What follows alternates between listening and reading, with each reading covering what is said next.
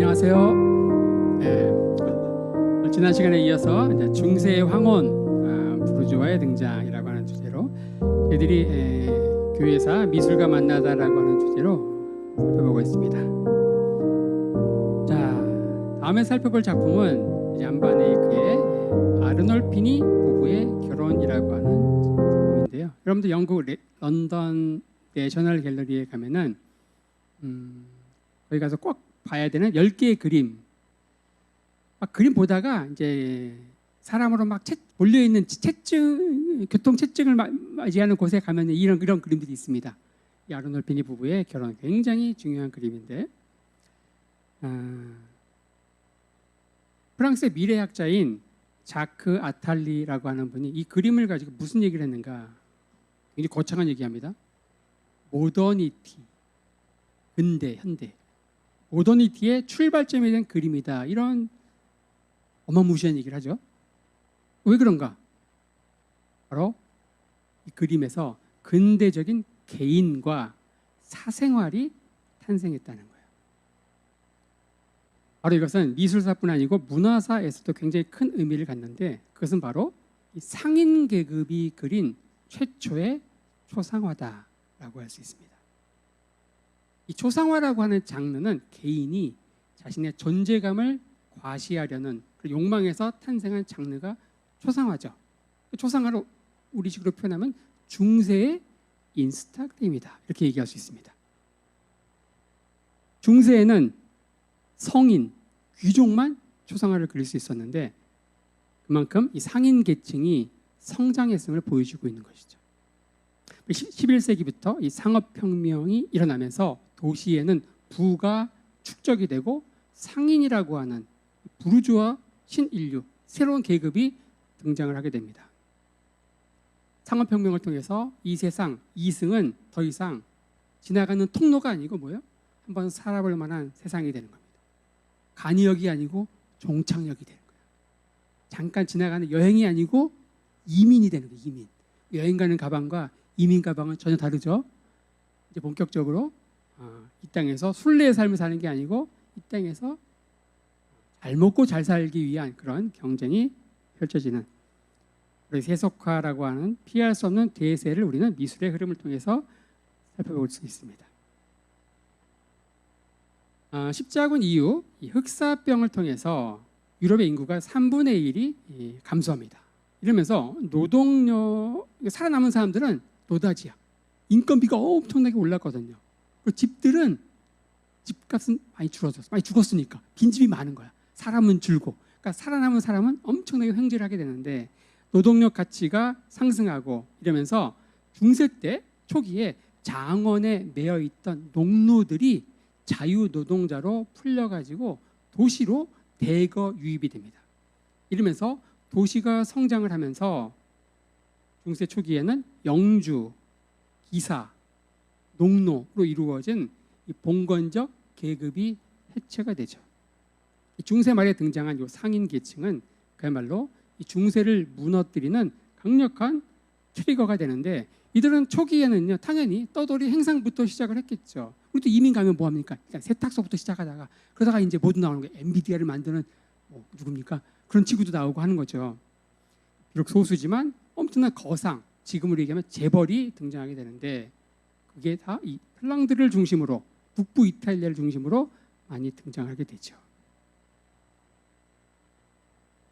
아르놀피니 부부의 결혼, 여기에 주인공은 바로 아르놀피니라고 하는 신랑과 그 부인 콘스탄차를 그리고 있습니다. 이 둘은 벨기에에서 활동한 거상이었는데, 비단이나 직물, 테피스트리와 같은 고가품, 고부가가치 물건을 당시 군주들을 대상으로 팔아가지고 엄청나게 부를 일구었습니다. 이 그림이 그려지기 전 한 해 전에 아내가 사망을 했죠. 사망 1년 후에 아내를 좀 회고하면서 결혼 회고록으로 그리고 있는데, 그래서 이 위에 샹들리의 그 촛불이 신랑 쪽에만 켜 있고 부인 쪽은 꺼져 있는 것을 볼 수 있습니다. 이 그림은 성 역할 분담과 그리고 일부 일처제를 배경으로 해서 이 초기 근대적 개인의 모습이 생생하게 드러나 있는데, 당시 이 귀족들은요 정략 결혼을 했죠. 그래서 어느 정도 축첩을 용인했습니다. 축첩 아시죠? 첩 두는 거. 축첩. 그러니까 뭐예요? 한 명이 아니고 여러 명의 첩을 두는 걸 용인했습니다. 그냥 정략 결혼, 사랑 없는 결혼하니까. 하지만 이 시민 계급, 이 부르주아 계급 사이에서는 약간 다른 결혼의 원칙이 지배했는데, 애정을 중시하는 그런 태도가 이 계급 간에는 강화되기 시작합니다. 이 그림도 어때요? 죽은 아내를 기념할 만큼 아내를 아끼고 사랑했다라고 하는 것이죠. 이들에게 있어서 결혼은요, 이 종교적인 원칙과 세속적인 열정이 공존하고 있는데, 이 그림에 보면은 이 발 밑에 강아지가 있죠. 이게 다 도상이라고 하는데, 강아지. 근데 고양이는요 배신을 의미하는데, 강아지는 신실함. 지금도 그렇잖아요. 신의와 성실. 한 부인에게 끝까지 충성하는 거, 바람피지 않는 거, 이걸 강아지가 의미합니다. 그리고 신발이 벗겨져 있죠. 보셨습니까? 신랑의 신발이 여기에 있네요. 신부의 신발 어디 있습니까? 여기에 있네요. 발에 신발이 벗겨져 있습니다. 내 발에 신을 벗으라. 누가 떠올라요? 모세. 그렇죠. 바로 일부 일처제의 신성함, 이런 것들을 보여주고 있습니다. 거기다가 침대의 이 붉은색 이것은 정열적인 사랑, 이런 것들을 또 보여준다고 할 수 있습니다. 이 뒤쪽에 보면 거울이 있죠. 거울 사방에 이 조각이 있는데, 그림이 열 몇 개의 그림이 이제 있는데, 그 그림은 전부 예수 그리스도의 순환 이야기를 주제로 결혼을 이야기하고 있습니다. 결혼하는 순간 뭐가 된다는 거예요? 그때부터 진짜 고난이 시작된다는 것이죠. 우리도 그런 말 하잖아요. 참을 인자 3번이다. 뭐 그런 얘기를 하죠. 그리고 신랑은 창문이 있는 바깥쪽에 있고 부인은 안쪽에 있습니다. 그것은 바로 이 배치는 성 역할 분담.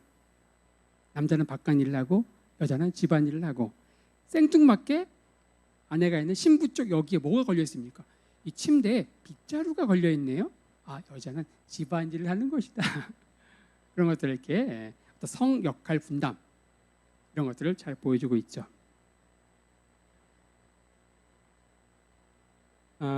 이 커플이 서 있는 장소는 교회나 궁전과 같은 공적인 공간이 아닙니다. 부부의 어떤 사적인 내밀한 공간, 침실이죠. 이것은 바로 격상된 개인의 지위를 반영하는 공간이다라고 할 수 있습니다. 여러분들, 이 농업이 중심이 된 이 전근대 사회에서는 공사에 구분이 없습니다. 거실에서 같이 먹고 같이 자고 생리활동도 같이 하고, 심지어 동물도 거실에서 같이 살죠. 하지만 공간이 분할되면서 침실이 탄생하죠. 경제력, 그리고 독립된 공간, 이것은 개인을 탄생시키고 완성하는 굉장히 중요한 요소입니다. 오늘날 왜 이렇게 이혼이 많습니까? 여성들이 돈을 벌고 경제력이 있으니까. 경제력이 없을 때는 이게 못했잖아요. 또 저도 옛날에 내 방만 있으면은, 내 책상만 있으면은 그랬잖아요. 개인의 공간을 갖는다. 거기다 경제력까지 있다. 이건 한 근대적 개인이 탄생하는 데 있어서 굉장히 중요한 2가지 요소라는 겁니다. 바로 이 신흥 계급 부르주아는 이 독창적인 표현법을 만들어내는데, 그게 뭐냐? 바로 유화라고 하는 거예요. 유화. 이 그림에 보면은 의상의 촉감, 이 모직, 촉감, 그리고 샹들리의 광택감, 벽에 걸려 있는 묵주의 영롱함, 이 모든 것들이 이 상업혁명 이후 화려해진, 돈 많아 표현하고 싶은데, 이 화려해진 상인들의 삶을 표현할 수 있는 최적의 재료로서 개발된 게 바로 유화라는 거예요. 이전에는 뭐였는가? 이전에는 기름이 아니고 계란 노른자에 섞어가지고 그리는 템페라화였습니다. 템페라화는 뭐가 문제냐? 빨리 그려야 돼. 계란 노른자는 빨리 굳잖아요. 빨리 그려야 되고 한 번 그리면 수정 불가입니다. 하지만 유화는 늦게 마르기 때문에 계속 덧칠을 해가지고 계속 덧칠을 해서 수정이 가능하고, 이러한 촉감이라든지 영롱한 이런 것들을 표현할 수가 있는 거예요. 부르주아 상인 계급이 쌓은 부를 드러낼 수 있는 독특한 재료가 바로 유화라고 하는 것이죠. 얼마든지 수정 가능합니다. 바로 근대적 개인이 탄생하는 데 있어서 굉장히 중요한 모티브가 바로 거울인데요. 거울. 뒤에 있는 거울.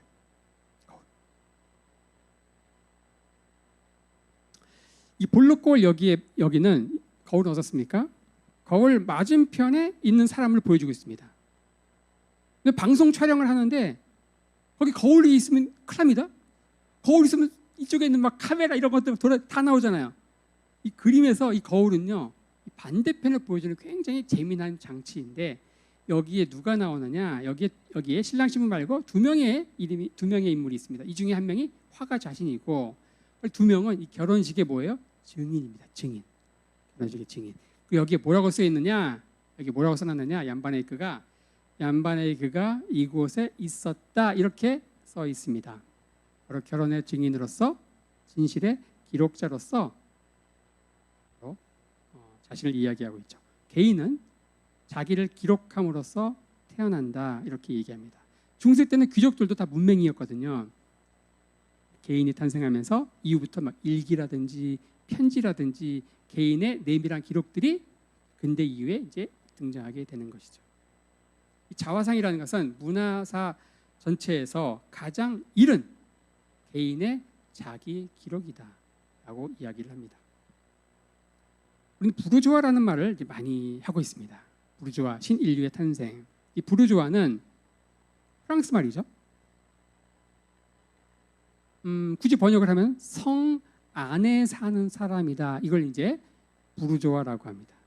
이 부르는요 프랑스어로 성입니다. 성. 독일어로는 부르크라고 하죠. 그래서 프랑스에서는 스트라스부르 이렇게 얘기하고 독일에서는 함부르크, 짤스부르크라고 하죠. 바로 부르주아는 성 안에 사는 사람들이다. 이들은 상업 활동을 통해서 부를 쌓아서 드디어 성 안에 귀족들과 함께 살 수 있게 된 거예요. 그럼 성 밖에 누가 있느냐? 농노들, 돈 못 번 농노들, 여전히 중세 영주의 지배 아래 살아가는 농노들이 있는 거죠. 이들은 경제적인 자립을 이루고 높은 정치의식을 갖고 있었고 자신감이 굉장히 뿜뿜했습니다. 왜냐? 저 귀족들은 조상들로부터 받은 영지. 하지만 우린 뭐야? 그야말로 뭐 한 거야? 맨 땅에서 자수성가했다는. 자수성가하신 분들 얼마나 이 독특한 곤조도 있고 감당하기 힘듭니다. 이 부르주아에게 그런 것들이 있었던 거예요. 경제적 자립을 통해서 높은 정치의식, 귀족들 앞에서도 절대 기죽지 않는. 하지만 현실의 벽은 녹록지가 않았죠. 자, 붉은 터번을 쓴 남자의 초상화 얀바네이크가 그린 역시 내셔널 갤러리에 꼭 봐야 되는 몇 개 작품 가운데 하나 보고 있습니다. 바로 최초의 자화상이다. 자기가 자기 그린 거 최초의 자화상이다. 액자 틀도 거의 원형 그대로 남아있는 작품인데 이 액자 이 하단에는요 뭐가 써 있냐면은 얀바네이크가 1433년 10월 21일에 그렸다라는 내용이 써 있고 그 위에는 뭐라고 써 있냐면은 내가 할 수 있는 한 최선을 다해서 이런 말이 써 있습니다. 중세적 인간을 넘어서 근대적 개인은 뭐예요? 삶의 목표가 있고 목표를 향해서 부단히 정진하는 게 이게 개인의 특징이거든요. 중세 때 농노들은 목표가 있습니까? 그냥 영주가 시키는 대로 하고 그렇죠. 바로 어떤 모토, 삶의 모토가 생긴 거예요.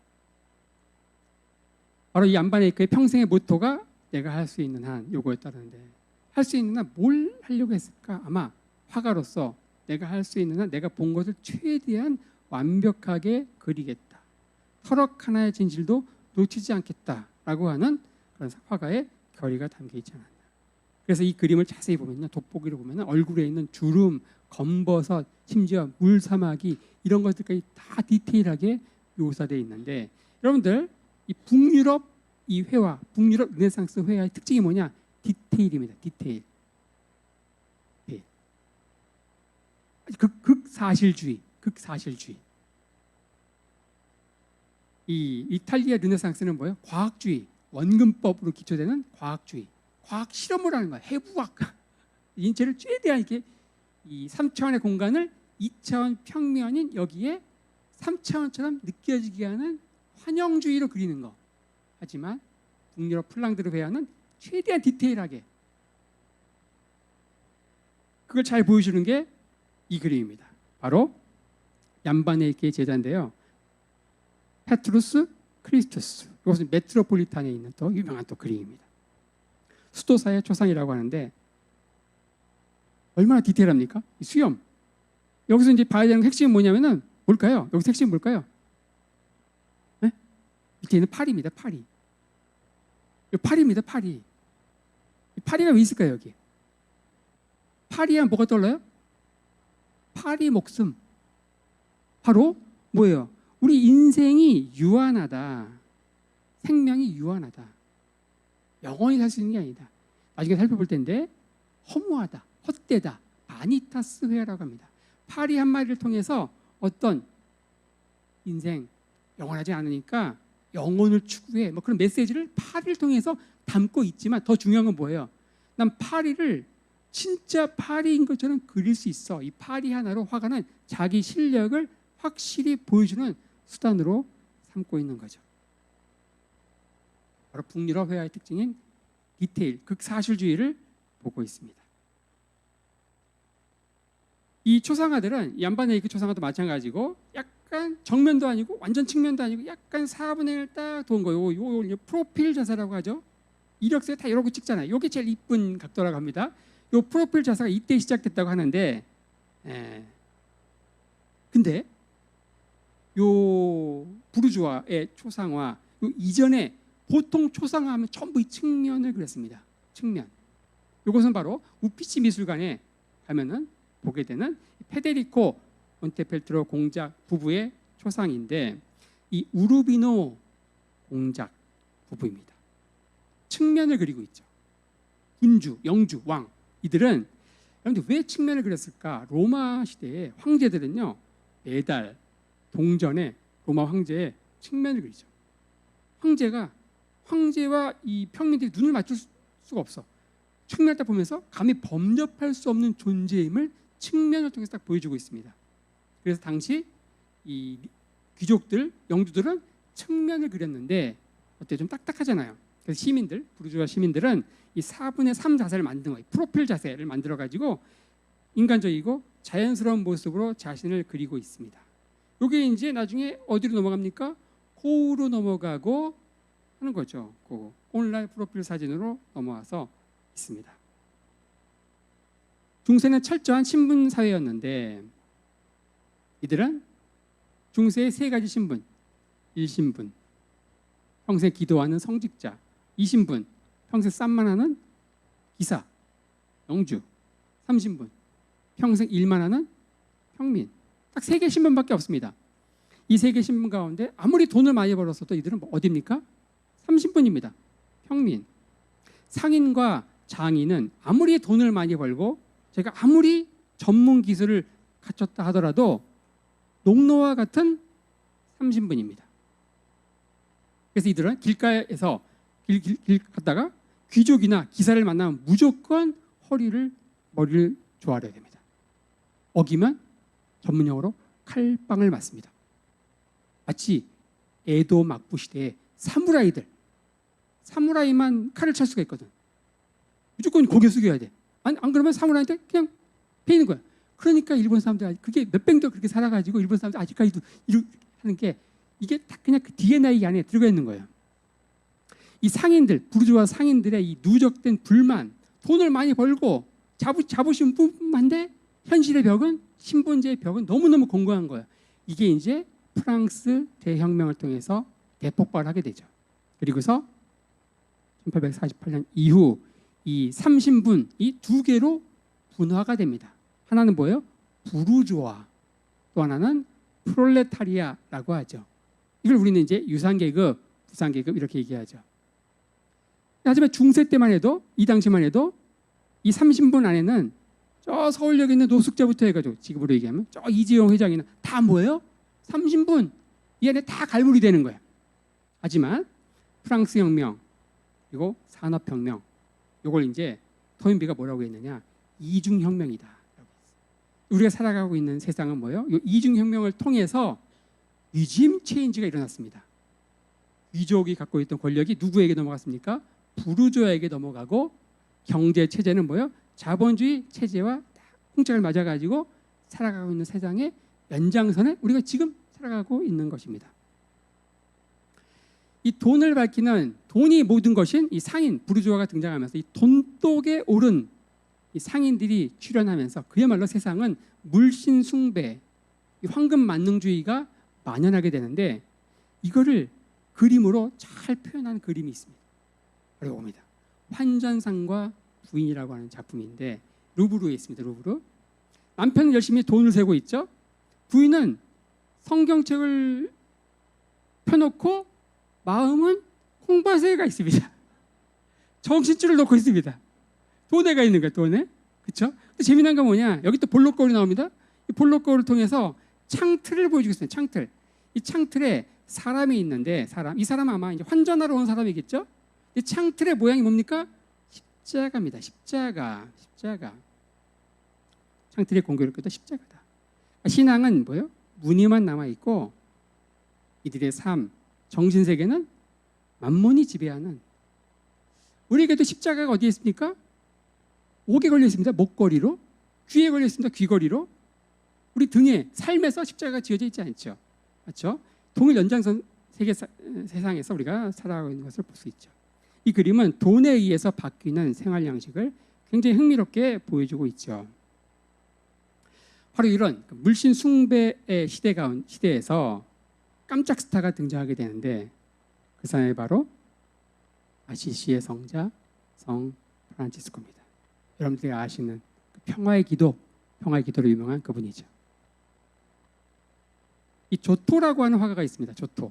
르네상스의 여명을 비춘 최초의 르네상스 화가가 이 조토라고 할 수 있는데 이 조토라는 분이 이 프란치스코가 태어난 아시시 거기에 아시시 대성당이 있습니다. 거기에 벽면에 프레스코화로 그의 생애를 다루는 28 장면을 그림으로 그렸는데 여기가 이제 아시시에 있는 프란치스코 대성당이고 이 안에 가면은 바로 여기 좌우에 28개의 프란치스코의 생애를 다루는 그림이 있습니다. 아까 얘기했던 이 조토는요, 그의 평생의 친구가 누구냐? 단테예요.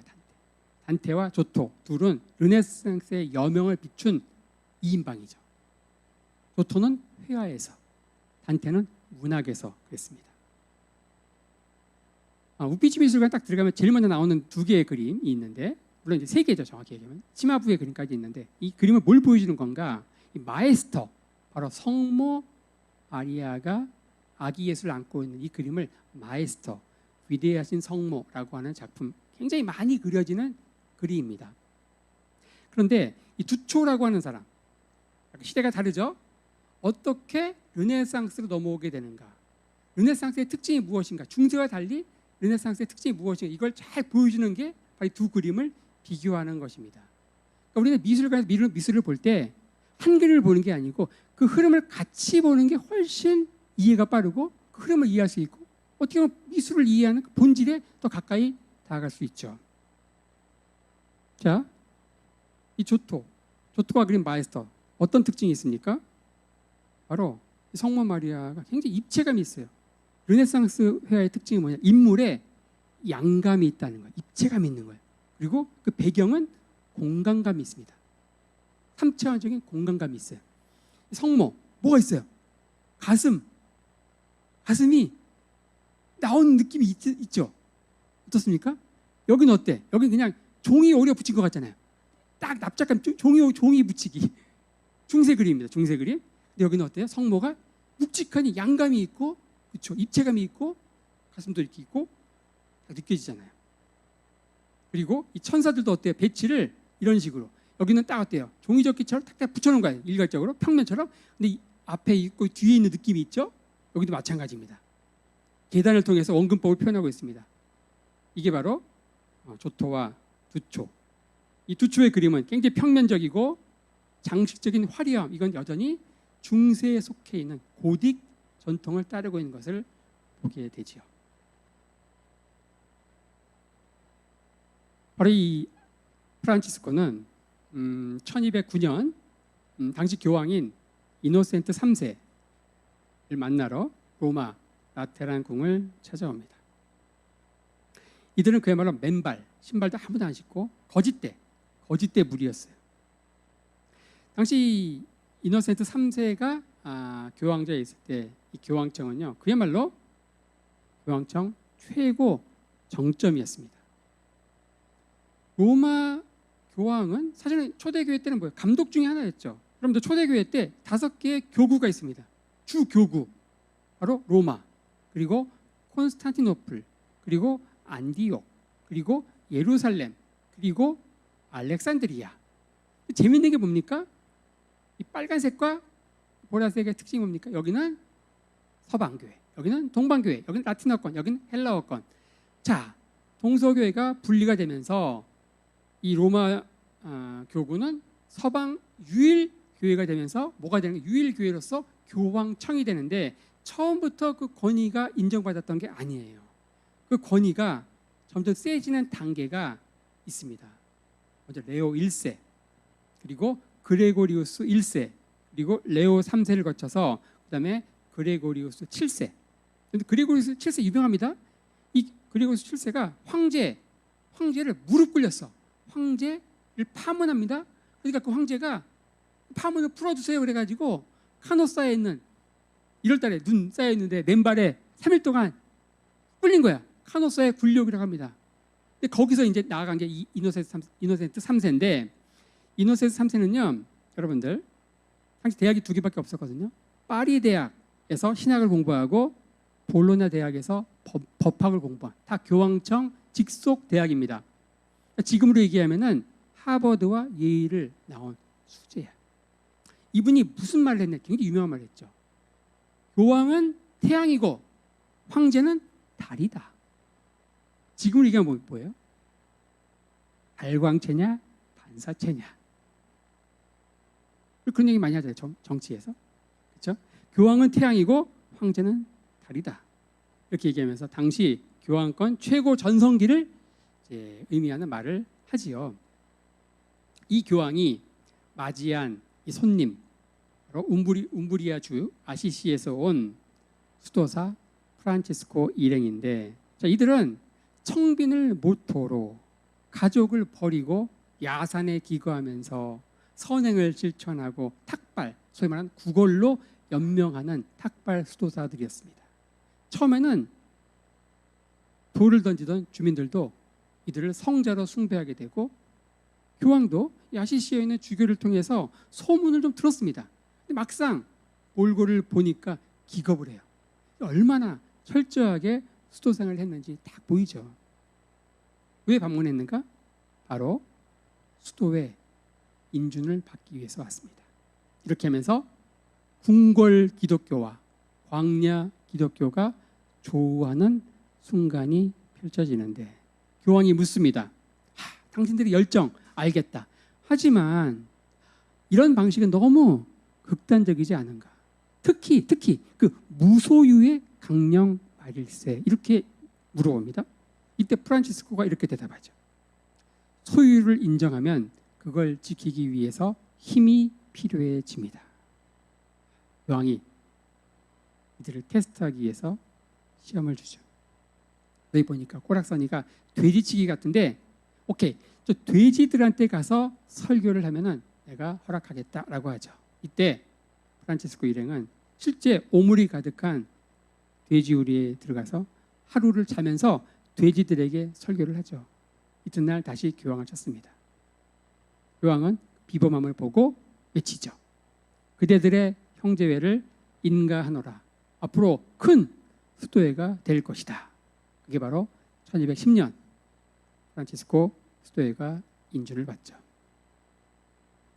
바로 이 인준 당시 교황은 이 왈도파라고 불리는 이단 정벌, 이단 아닙니다 여러분들. 종교개혁의 최초의 주자가 이 왈도파인데 어쨌든 그들은 이 왈도파라고 하는 이단 정벌에 막 착수하던 상황이었어요. 왜 이 수도회가 인준됐는가? 그 상황을 좀 설명드리는 거예요. 이 왈도파는 그 창시자인 피터 왈도에서 따온 건데 피터 왈도는요 프랑스 리옹의 돈 많은 부르주아 상인이었어. 근데 그 돈을 전부 가난한 자들에게 나누어 주고 청빈을 모토로 뭘 했느냐? 성경을 자국어로 번역을 하고 배포하고 성경 배포 사역을 합니다. 그러니까 위클리프 성경 연구 이런 거 하는 거예요. 그리고서 가톨릭에서 하는 미사 금지 다 우상 숭배인 거예요. 자기들이 볼 때. 그리고 교회의 머리는 교황이 아니라 그리스도다 얘기하고 교황은 적그리스도다라고 얘기하는 거예요. 그 당시에 목이 10개면 그런 얘기 할 수 있는데 목이 하나밖에 없잖아 그들도. 그러니까 이 왈도파를 대상으로 박멸하기 위해서 왈도파 십자군이 펼쳐지는데 이들이 마지막까지 저항한 곳이 툴루즈입니다. 툴루즈. 스페인 인근에 있는 프랑스 도시죠. 자, 이들을 이제 죽이기 위해서 십자군이 이제 가는데 부하가 대장에게 묻습니다. 이들이 왈도파인지 어떻게 알고 구분해가 죽입니까? 그러니까 대장이 이렇게 얘기합니다. 일단 다 죽여라. 아버지는 자녀를 알아보실 것이다. 무슨 얘기인지 아세요? 여기서 왈도파가 누군지 어떻게 구분합니까? 이거 물어봤어요? 그랬더니 이렇게 얘기한 거예요. 일단 다 죽여라. 아버지, 하늘에 계신 아버지는 자신의 자녀를 알아보실 것이다. 무시무시한 일이 일어납니다. 왈도파 십자군. 자, 이들은 나중에 토리노가 있는 토리노, 알프스, 피에몬테 계곡 글로 숨어 들어가가지고 나중에 종교개혁이 루터에서 일어날 때 이들이 전부 신교운동에 가담을 하죠. 자, 여기가 보름스, 여기 루터 볼 텐데 루터 보름스 제국의회에 서가지고 황제가 너의 모든 사상을 철회하겠느냐 그러니까 루터가 철회하지 않죠. 여기 루터가 있습니다. 루터 주변에 4명이 있습니다. 루터가 등장하기 전까지 그 길을 닦은 4명의 그 여명의 눈동자가 있는 거예요. 4명이. 우리는 그 중에서 위클리프를 알고 후스를 알고 사보나로라를 알지만 그 전에 있었던 피터 왈도를 알아야 돼요. 왈도까지 포함해서 순서대로 왈도, 위클리프, 후스 그리고 사보나롤라. 그리고 나서 바통 이어달리기 해가지고 바통 받은 사람이 루터인 거예요. 루터. 자, 여기에 피터 왈도를 보고 있습니다. 절대 이분 이단 아닙니다. 가톨릭에서 이단이라고 하죠. 왜냐? 자기를 적그리스도라고 했으니까. 자, 인준하려고 할 때 추기경들이 전부 교황을 뜯어 말립니다. 왜냐? 누구랑 너무 비슷해? 왈도랑 너무 비슷하잖아. 특히 뭐가 비슷해요? 극단적인 무소유. 하지만 교황 이노센트 3세는 수제야, 수제. 전략적인 판단을 합니다. 이 왈도파를 박멸하기 위해서는 우리 쪽에도 뭐가 필요해? 에이스가 필요한 거예요. 자기들도 왈도파처럼 무소유로 살 자신은 없잖아. 우리 쪽에도 그와 비스무리한 에이스가 있어야 되잖아요. 그러니까 그 에이스로 내밀려고 여기를 인준한 거예요. 그러면서 반대하는 추기경들을 어떻게 설득하느냐? 꿈 얘기로 설득합니다. 진짜 꿈을 꿨는지 아닌지 모르겠어요. 어쨌든 꿈 얘기로 설득합니다. 그 꿈 얘기가 뭐냐? 내가 하루는 라테란 궁, 교황이 이제 기거하는 궁전이죠. 라테란 궁이 당장이라도 쓰러질 것 같았는데 꿈속에서 그거를 수도사 하나가 그걸 어깨로 딱 받치고 있었다. 지금은 수도사가 내가 꿈에 본 그 수도사하고 얼굴이 똑같다. 그거 그림으로 그려져 있습니다. 여기 이노센트 교황이 자고 있고 여기에 수도사가 라테란 궁을 다 어깨로 받치고 있죠. 아시시의 성 프란치스코 성당 28개 프란치스코 일대기 가운데 하나죠. 이 프란치스코에 대해서 살펴볼 텐데 프란치스코는 1182년 중부 이탈리아 움브리아 주에 있는 아시시에서 태어납니다. 아시시의 성 프란치스코라고 하죠. 그의 아버지는 베르나르도라고 하는데 그는 모직물 장사로 돈 많이 벌었어. 그 쾌락을 좋아하고 신앙심은 약한 전형적인 신흥 상인 계급. 지금도 마찬가지입니다. 밖에서 돈 많이 버시는 우리 남편 집사님들 교회는 껄렁껄렁 다니시고 이런 그 전형적인 그 부르주아 신앙인입니다. 그렇죠? 그 아들인 프란치스코는 쾌활하고 부침성이 굉장히 좋았고 아가씨들한테 인기가 짱이었어. 그래서 도시에서 축제할 때마다 해마다 왕자로 뽑혀. 이와야 되는데 메이퀸이라고 뽑는다며 그런 거 항상 축제 때 왕으로 뽑히는 거야. 그런 아들이 1205년 교황 황제와 싸우는 이 교황군에 입대했다가 하늘의 소리를 듣습니다. 하늘에서 이런 음성이 들렸대. 프란치스코야, 주인과 하인 중 어느 쪽이 더 소중하냐? 대답하죠. 주인이죠, 당연히. 그런데 너는 왜 하인을 위해서 주인을 버리느냐? 그럼 제가 어떻게 해야 됩니까? 아시시로 돌아가서 내 명령을 기다려라. 그 음성을 듣고 그는 종군을 포기하고 고향으로 돌아옵니다. 뭐 한 거예요? 탈영한 거예요. 탈영. 군대 보내놨더니 탈영한 거야. 완전히 엄청난 수치거든요. 수치. 그러니까 친구들의 비웃음, 아버지의 분노. 근데 이런 가운데 그는 다시 하늘의 소리를 듣습니다. 그리고서 즉시 나환자 시설로 가서 자기의 지갑을 털고 그 나환자에게 입을 맞추고 그리고 성당에 가서 기도하고 집에도 안 가고 신비한 목소리가 들으면서 며칠 후 집에 돌아온 아들 보니까 아버지가 볼 때 완전 미치광이야. 그래서 아버지는 아들을 주교에게 고소하죠. 그리고서 뭐라고 얘기했느냐? 너 키운데 들어간 비용 다 내놔. 이렇게 하니까 프란치스코는 기다렸다는 듯이 속옷 빼고 다 벗고 이렇게 얘기합니다. 지금까지 당신을 내 아버지라고 불렀습니다. 이제부터 진심으로 아버지라고 부를 수 있는 분은 저 하늘에 계신 우리 아버지밖에 없습니다. 무섭죠? 그리고서 상속권, 재산권 다 포기하고 가족과 절연을 하죠. 호적판 거예요. 그리고서 몇 년간 탁발 생활을 하면서 아시시에 있는 성당 몇 개를 수리하고 그러다가 그는 기도 중에 음성을 듣습니다. 사람들 사이에 들어가서 복음을 전파하라. 들어가서 민중 속에 들어가서 했던 복음의 메시지 핵심이 뭐냐? 첫째 사랑입니다. 사랑. 그리고 평화. 그리고 청빈. 바로 이거예요. 가난하게 사는 게 하나님께 이르는 지름길이고 풍요롭게 사는 것은 지옥행 특급 열차를 타는 것이다. 아십니까? 초대교회 때 선포됐던 메시지가 이겁니다. 근데 콘스탄티누스 이후 부는 하나님의 축복의 상징. 이거 오늘날 뭐라고 합니까? 삼박자 축복이라고 합니다. 네, 이렇게 이제 메시지가 바뀌는 거예요. 다시 초대교회 설교로 가는 거예요. 그래서 가난 예찬 설교를 행동으로 증명을 하죠. 근데 여기다 한 발 더 나가. 모든 정신적인, 지적인 풍요도 다 부정해. 그러니까 공부 이런 거 필요 없다는 거야. 공부해가지고 진리에 이르는 게 아니다. 그런데 이 프란치스코의 설교는 당시 서민들, 민중들 이들은 뭐예요? 가난하죠? 글자 몰라. 공부하고 싶어도 못해. 글자 모르니까. 문맹이야. 이 서민들의 감정, 깊은 곳을 흔드는 힘이 있죠. 엄청난 위로를 얻었겠죠. 우리가 바로 지옥행, 아니 천국행 1등석에 타고 있고 우리가 부러워했던 저 부자들은 다 지옥행 특급열차 타고 있구나. 엄청나게 제자들이 막 급증을 하고 그러면서 수도회를 결성하는 분위기가 생기고 당시는요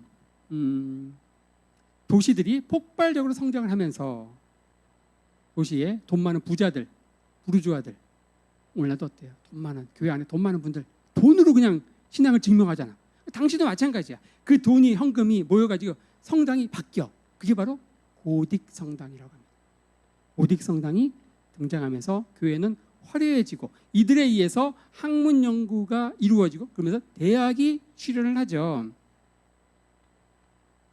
간단히 봅시다. 중세 건축, 로마네스크 건축이 있고 고딕 건축이 있습니다. 지금 이 십자군 이후 중세 초기에 로마네스크 건축은 한마디로 아치가 반원형이야. 그리고 벽이 굉장히 두꺼워. 그리고 창문이 작아요. 굉장히 어둡죠, 실내 들어가면. 그리고 그 벽을 프레스코화로 장식을 합니다.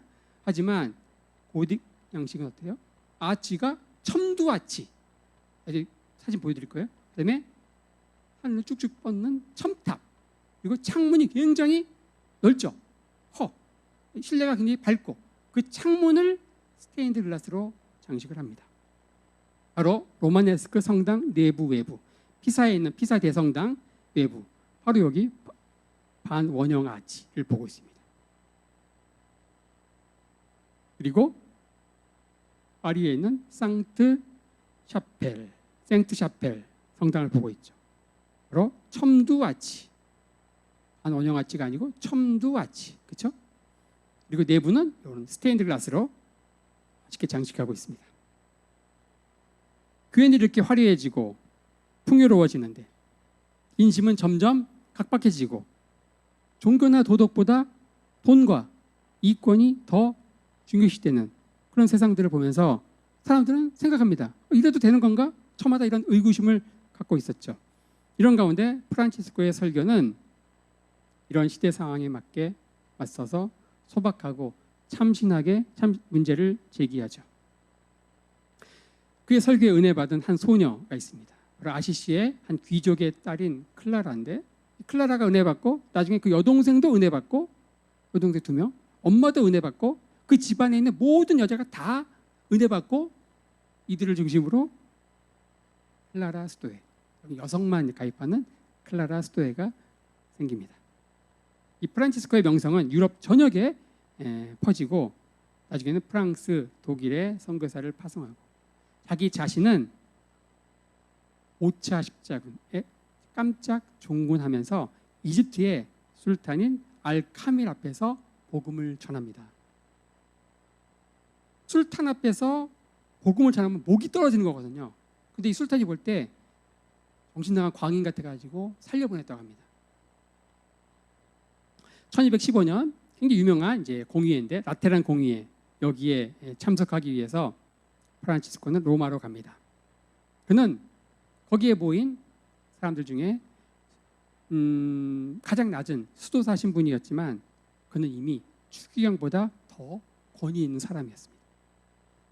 그런데 자기하고 비슷한 수도사가 이 공의회에 또 참석했어요. 비슷한 시기에 인준받은 또 다른 수도회가 있었습니다. 바로 스페인을 중심으로 했던 도미니크 수도사가 있었습니다.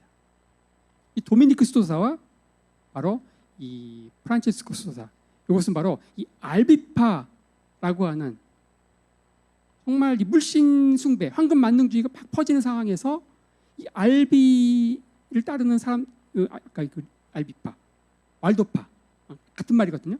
이 왈도파가 엄청나게 퍼지는 상황에서, 그렇죠? 청빈, 가난을 얘기하고 몸소 실천하고 삽시간에 퍼진 이런 상황에서 거기에 맞서기 위해서 등장한 두 수도회가 프란치스코 수도회, 도미니크 수도회거든요. 둘 다 공통점은 뭡니까? 청빈, 탁발 수도세, 사유재산 인정하지 않습니다. 하지만 결정적으로 다른 게 뭐냐? 프란치스코 수도회는 학문도 인정하지 않아. 네? 도미니크는 학문을 굉장히 중요시합니다. 왜냐? 이단들을 논박하기 하려면 공부를 해야 된다. 그래서 이 도미니크 수도의 수도사들을 중심으로 중세에 세워진 대학교의 교단을, 교수진을 전부 도미니크 수도사들이 쫙 장악합니다. 그 도미니크 수도사들 가운데 최고의 에이스 오브 에이스가 누구냐? 신학대전을 쓴 토마스 아퀴나스고, 이들은 나중에 개신교가 등장했을 때 종교재판소의 이단 신문관으로 또 통해서 맹활약을 하죠.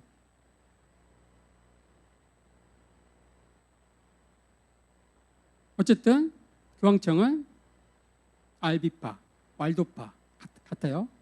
거기에 엄청난 도전 앞에서 프란치스코, 도미니코 수도의 덕에 도덕적인 우위를 점하고 이단 재판의 정당성을 확보할 수 있었죠.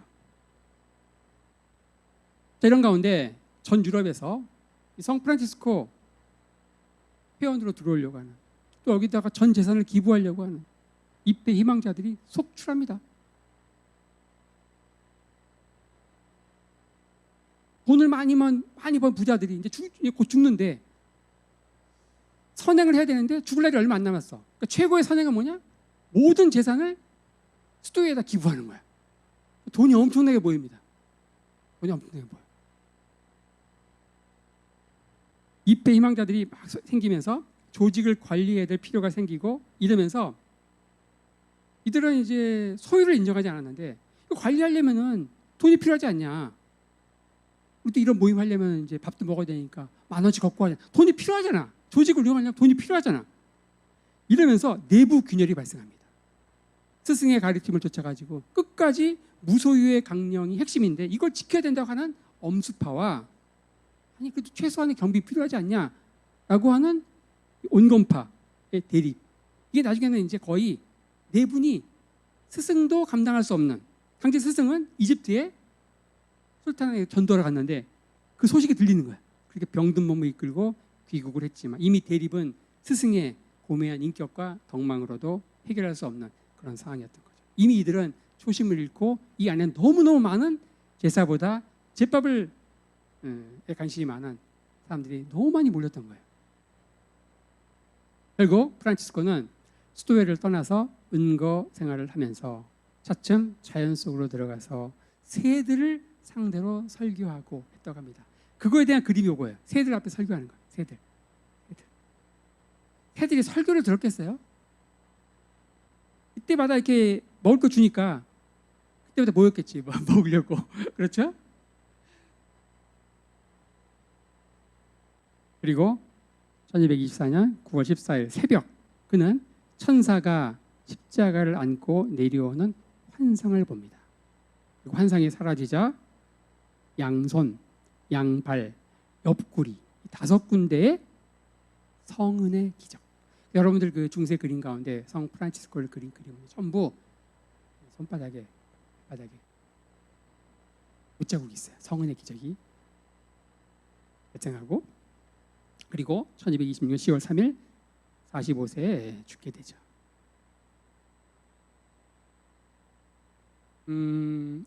프란치스코가 살았던 13세기는 유럽은 십자군 원정이 지속되면서 살육과 전쟁이 끊이지 않았고 동양에서는 칭기스칸이 학살을 통해서 제국을 건설하던 그런 시대였습니다. 살육이 동서로 넘쳐나는 그런 시대에 그는 평화를 외치며 완벽한 비움의 삶을 실천했죠. 그의 마지막 말은 이렇다고 했다고 합니다. 자매 사망이요. 자매 사망 자매님 그대를 환영하오. 그의 마지막 말이었다고 하죠. 그가 죽은 지 2년 후 그는 성자로 추대됩니다.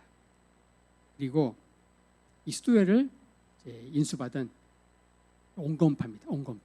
온건파 수도회 원장인 엘리아스는 스승이 살아있었다면 절대로 승인하지 않을 일을 하죠. 스승의 고향인 아시시에 아까 보신 대성당을 건축한 거예요. 평생 무소유를 외친 그 스승의 이름을 따서 어마무시한 대성당을 짓게 되는데 당연히 엄수파들은 결사반대하죠. 하지만 교황청은 이미 답이 정해져서 답정너라고 하죠. 그걸 알려면 당시 상황을 알아야 돼. 당시는요, 이 교황청이 황제에 맞서가지고 사생결단, 진흙탕 싸움을 하던 상황이었어. 뭐가 필요했느냐? 이 전의를 한데 모을 뭔가 구심점이 필요했는데 그게 누구였는가? 그게 바로 프란치스코였다. 프란치스코 성당을 통해서 모아서 황제와 싸우는. 당시 황제는 프리드리 2세인데 이분은 신성 로마 제국 황제입니다. 이분은 무슨 생각을 했냐면은 중세에 등장했던 최초의 근대인이라고 합니다. 왜 그러느냐? 더 이상 국가가 종교에 좌지우지 되는 게 아니고 법률에 의한 근대 국가, 중앙 집권 국가를 추구한 거예요. 하지만 거기에 결사반대한 게 누구냐? 결사반대한 게 황제가 너무 힘이 세면 우리 마음대로 장사 못하지 않을까 그래가지고 북부 이탈리아에 있는 이 도시국가들 피렌체, 베네치아, 밀라노 이런 국가들 연합 북부 도시국가 연합과 그리고 교황청은 어때요? 여기가 전부 한 세속 강력한 군주 아래 있으면은 자기 힘이 약해지잖아. 그 예가 어디에 있어요? 비잔틴 제국입니다. 비잔틴 제국에서 동방교회 총대주교는 황제가 임명하는 종교 담당 공무원이야. 그러니까 통일되는 걸 결사반대하죠. 교황청과 북부 이탈리아 도시연합이 합쳐가지고 결사항전에서 싸우던 상황이었기 때문에 그 구심점으로서 프란치스코를 이용한 겁니다. 그래서 대성당이 지어지는 거예요. 결국 이 황제 프리드리 2세의 계획은 실패하게 되고 그 통일국가의 꿈은 결국 실패하고 그가 이루고자 했던 이 독일 지역, 이탈리아 지역은 어때요? 다른 지역은 전부 어때? 한번 볼까요? 한번 볼까요? 이런 거야, 이런 거야. 여기 황제, 여기 황제거든, 여기. 근데 여기 신성 로마 제국 여기는 그냥 300개 이상의 공국이 그냥 누비이별처럼. 이탈리아도 어때요? 여기는 시칠리아 왕국, 여기는 나폴리 왕국, 교황청, 여기는 각 도시가 다 나라야. 파도바 공국, 파르마 공국, 베네치아 공국, 베네치아 공화국.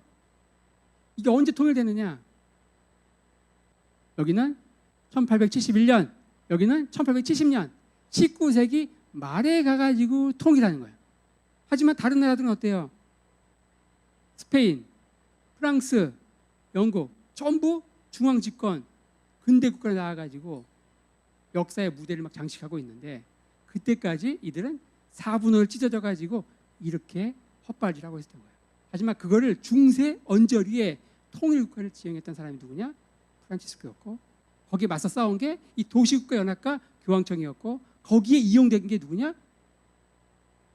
프란치스코의 의도와는 상관없이 그가 죽고 나서 2년 후에 아시시에서 보게 되는 무소유를 평생 강령으로 했던 그 프란치스코의 이름을 따서 엄청난 대성당이 지어지게 되는 황당한 상황을 보게 되죠.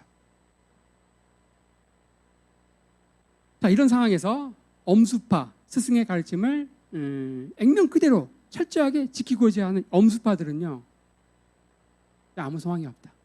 스승처럼 수도원을 떠나서 산속으로 들어갑니다. 그리고 수도회는 이 온건파가 장악을 하게 되고 이들은 대부분이 제사보다 제법이 관심이 많은 사람들이죠. 이런 가운데 1323년 교황 요하네스 22세 당시 아비뇽 교황청의 인물입니다. 정말 극도로 타락했던 세속적인 교황청, 종교보다 프랑스 왕의 개, 죽으로 전락했던 그 타락한 아비뇽 교황청의 요하네스 2세가 이 스승의 가르침을 엄격하게 따르는 엄수파를 이단이라고 하고 예수님의 12 제자들이 가난하게 살았다라고 하는 설교를 못하게 합니다. 왜냐? 찔리니까. 엄수파를 이단으로 선포하고 그리고 이들은 전부 종교 재판을 받고 화형대로 가게 되죠. 그리고 그 종교 재판 선봉에 선 사람들이 누구냐? 도미니크 수도사들이에요. 이 종교인들이 제일 극복하기 벗어버리기 힘든 죄가 뭔지 아세요? 시기심, 질투심이거든요. 이 도미니크 수도사들은 뭐가 있는 거예요? 이 프란치스코 수도회에 대한 라이벌의식이 있는 거예요. 종교 재판소에서 이단 신문관들은 이 엄수파 씨를 완전히 다 씨를 말리게 되죠. 이렇게 되면서 프란치스코는 성인으로 추대하면서 그의 뜻과 가르침을 온전히 따르려고 하는 제자들은 이단으로 화형대에 처형되는 정말로 아이러니한 상황이 펼쳐지게 됩니다. 두 번의 강의를 통해서 우리가 중세 말에 등장하는 신인류 부르주아라고 하는 그룹 그런 가운데 거기에 맞서서 깜짝 등장했던 성 프란치스코 그리고 그 전에 우리는 잘 모르는 왈도파 뭐 이런 것들에 대해서 살펴봤습니다. 중세의 황혼, 중세는 이렇게 뉘엿뉘엿 찬란하게 지고 다음부터 우리는 피렌체를 시작으로 근대 여명이 밝아오는 피렌체 르네상스 그리고 그 바통을 받는 로마 르네상스 그리고 베네치아 르네상스로 해서 차근차근 다시 살펴보도록 하겠습니다.